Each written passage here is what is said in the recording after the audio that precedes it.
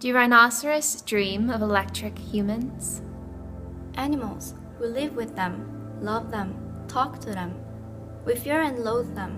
We feed them, raise them, groom them, hunt them, slaughter and eat them. We ogle, exploit, and worship them. From Noah's Ark to Aesop's fables to Moby Dick to Duck Dynasty, they populate our mythologies and affect our daily lives, in the wild, on city streets, in living rooms, and in cages. Rhinoceros.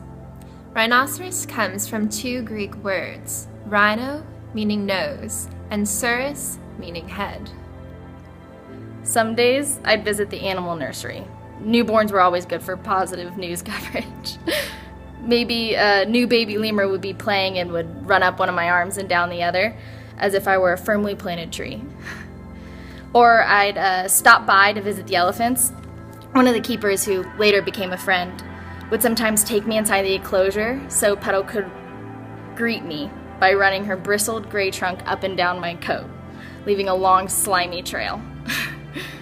After these visits, I might smell like a monkey, or the powerful, earthy odor of the elephant house would cling to me.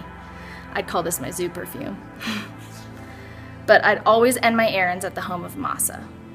Masa was the world's oldest captive gorilla. Rhinos are solitary creatures, which in the wild is almost certain to be a dangerous way to live. Sense, sight, smell. Rhinoceroses have poor eyesight, but acute senses of hearing and smelling. Nothing is more memorable than a smell. Smells detonate softly in our memory like poignant landmines, hidden under a weedy mass of years and experiences. Hit a tripwire of smell, and memories explode all at once. A complex vision springs out from the undergrowth.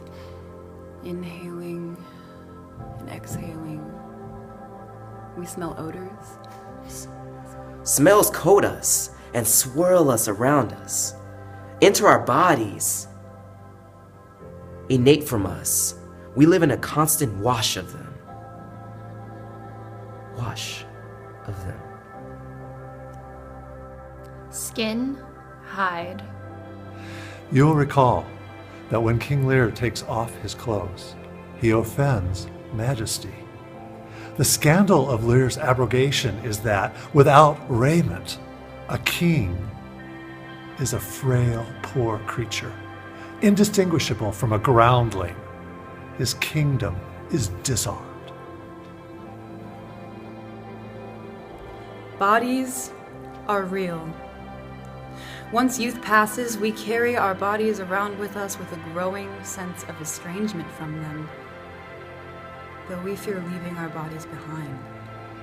Horn, magic. Rhino horns are not made of bone, but of keratin, the same material found in your hair and fingernails. Rhinos were initially mistaken for unicorns by the ancient Greeks. A rhino's horn was often sold as the horn of a unicorn in Europe up until the 18th After century. this tragedy, the rhino limped off to the shelter of a bush. Henrik and the others crept up to destroy him.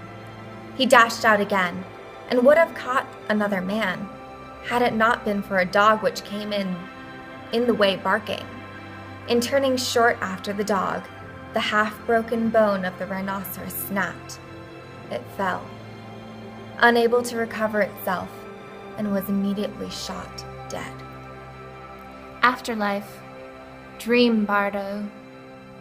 The Tibetan Book of the Dead is ostensibly a book describing the experiences to be expected at the moment of death. During an intermediate phase lasting 49, 70 times 7 days, and during rebirth into another bodily frame. It is a book of the dying, which is to say, a book of the living. It is a book of life and how to live. The call woke me up at 2 a.m. on December 31st, 1984. Masa had died. The animal supervisor needed the pathologist's help to carry Masa's body out of his enclosure down to the Penrose lab, an old brick building that housed the zoo hospital. This manual is divided into 4 parts. The first part is introductory. The second is a step-by-step description of a psychedelic experience based directly on the Tibetan Book of the Dead. The third part contains practical suggestions on how to prepare for and conduct a psychedelic session.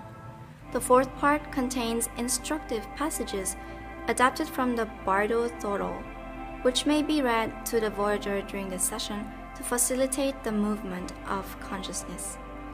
After his death, I went back to the pathology room in the Penrose lab where the necropsies were performed. By the time I got there, the big metal table with the upturned sides only held the bloody instruments from the procedure. It may be argued that nobody can talk about death with authority who has not died. And since nobody apparently has ever returned from death, how can anybody know what death is or what happens after it? The pathologist deemed his cause of death to be coronary artery disease. He likely lived far longer than a typical gorilla in the wild, but I couldn't help think but that over time, his heart might have hardened from his solitary existence.